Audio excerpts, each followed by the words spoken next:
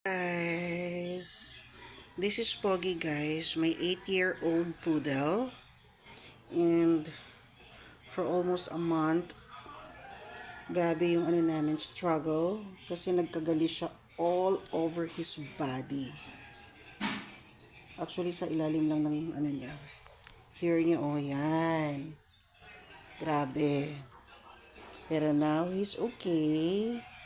Lahat ng gamot, lahat ng namin, gitry na namin lahat na klase ng gamot, everything.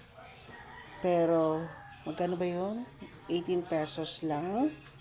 Na ivermectin powder. 2 times ko lang siya pinainom nun and lahat nag-dry out na. Tingin folks, para makita natin. Nag-dry out na yung kanyang mga galis. You know? Everything, ayan, wala na. Ito na lang na part kasi na lang yan ang buhok, tutubo na lang yung buhok niya. Ay nako,